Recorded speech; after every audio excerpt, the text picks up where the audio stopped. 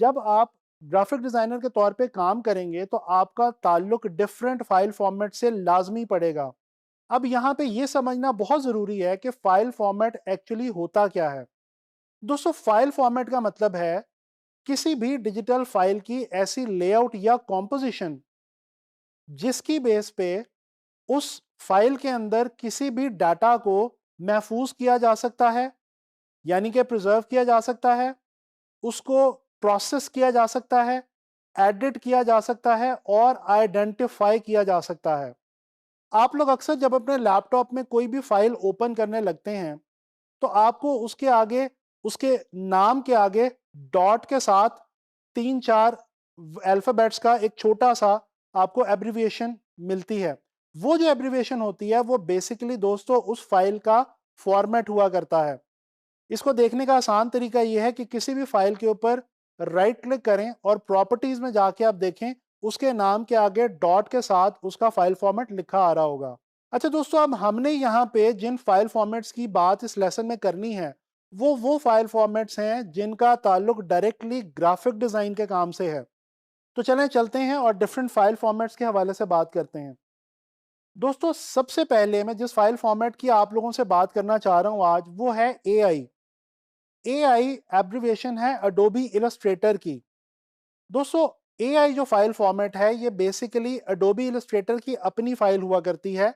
यानी कि जब आप अडोबी इलस्ट्रेटर के अंदर कोई भी ग्राफिक्स क्रिएट करें, इलस्ट्रेशन क्रिएट करें और उसको आप .ai के फाइल फॉर्मेट में सेव करें तो वो इलस्ट्रेटर की अपनी डायरेक्ट फाइल कहलाएगी। यानी कि आप उस फाइल को जब भी डबल क्लिक करेंगे तो वो डायरेक्टली अडोबी इलस्ट्रेटर सॉफ्टवेयर में ओपन हो जाएगी। दोस्तों, ये जो फाइल होती है, ये जैसा कि मैं आपको बता चुका हूं कि इलस्ट्रेटर की फाइल होती है, तो जाहिर बात है कि ये वेक्टर बेस्ड ग्राफिक्स को अपने अंदर महफूज रखने के लिए इस्तेमाल होती है। अच्छा, इसी तरह से एक और इंपॉर्टेंट फाइल फॉर्मेट है जी, PSD।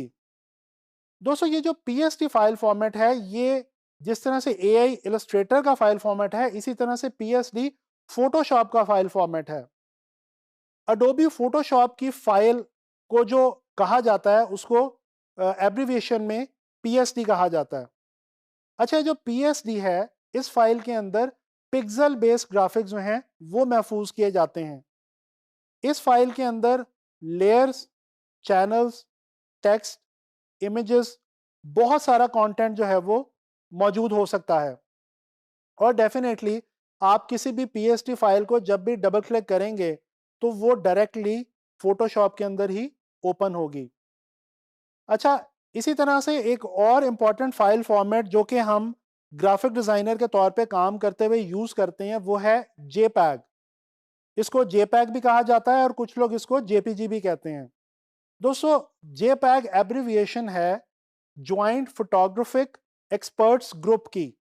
दोस्तों, ये वो फाइल फॉर्मेट है जिसको वर्ल्ड वाइड वेब के ऊपर सबसे ज्यादा कॉमनली इस्तेमाल किया जाता है। इस फाइल फॉर्मेट का जो बेसिक मकसद है वो है किसी भी इमेज को प्रीव्यू करना।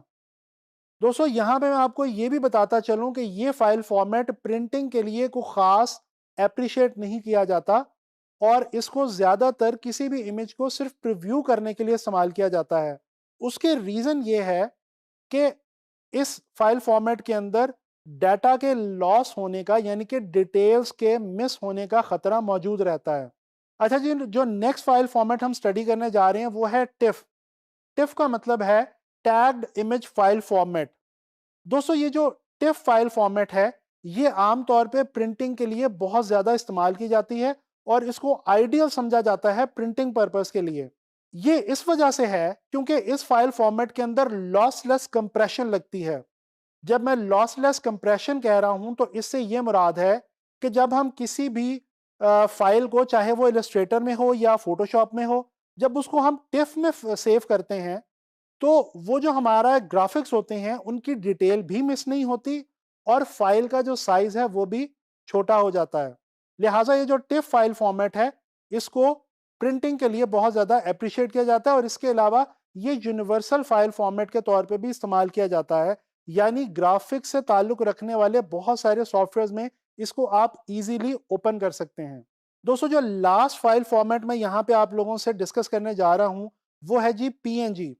PNG means portable network graphics. दोस्तों ये फाइल फॉर्मेट ट्रांसपेरेंसी को देखने के लिए और यूज करने के लिए बनाया गया है।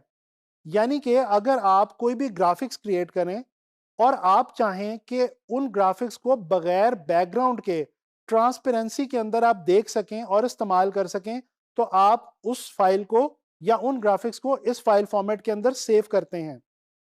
दोस्तों ये जो पीएनजी फाइल फॉर्मेट है, ये आम तौर पे वेबसाइट डिजाइन करने के लिए बहुत ज्यादा इस्तेमाल की जाती है। इसके अलावा दूसरे जो साइबर मीडिया से रिलेटेड टास्क हैं, उनके अंदर पीएनजी को बहुत कॉमनली यूज किया जाता है। तो दोस्तों ये मैंने आप लोगों को कुछ फाइल फॉर्मेट्स के हवाले से बताया जो कि ग्राफिक डिज़ाइन के लिए बहुत ज़्यादा इंपॉर्टेंट फाइल फॉर्मेट्स हैं। मैंने आपको बताया कि इनके नाम क्या हैं, इनको हम किस पर्पस के लिए यूज़ करते हैं और ग्राफिक डिज़ाइन में इनका बेसिक ताल्लुक क्या है।